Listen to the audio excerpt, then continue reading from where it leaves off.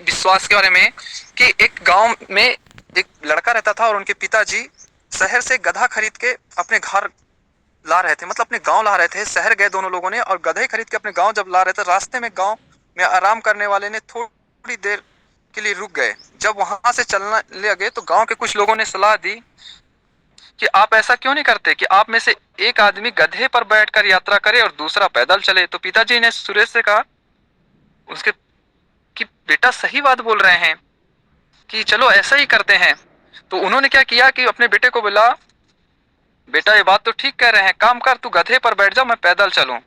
तब बेटे ने कहा ठीक है पिताजी। चलते चलते हुए अगले गांव पहुंचे तो कुछ लोगों ने देखा और बोले देखो कितना नालायक बच्चा है, खुद गधे पर बैठा है और बाप को पैदल चला रहा है। तब बेटे ने बात सुनी तो उन्होंने अपने पिता को कहा पिताजी आप गधे पर बैठ जाएं, मैं पैदल चलता हूं। जब पिताजी बैठ गया, जब बेटा पैदल चलने लगा तो जब दूसरे गांव पहुंचे तो वहां भी कुछ लोगों ने कहा, कुछ लोगों ने देखकर उन्हें बोलने लगे देखो कितना निर्दयी बाप है जो छोटे से बच्चे को पैदल चला रहा है और खुद पर गधे पर बैठा है।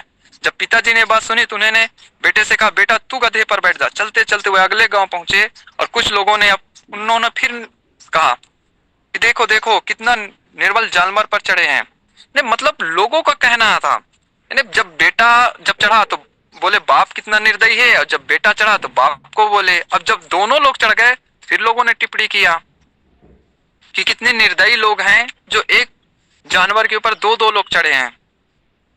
पिता ने अपने पुत्र से कहा बेटा अब तो एक ही रास्ता बचा है, जाओ एक लकड़ी लेके आओ, एक रस्सी लेके आओ कि गधे को अब हम खुद लेकर चलते हैं। तो आप रास्ते पे चलोगे ना, और क्या किए जब वो गधे को अपने कंधे पर ढोने लगे ना तो लोग जोर जोर से हंसने लगे। इतना हंसे कि देखो देखो कितने नालायक लोग हैं कि अभी तक तो हम गधे को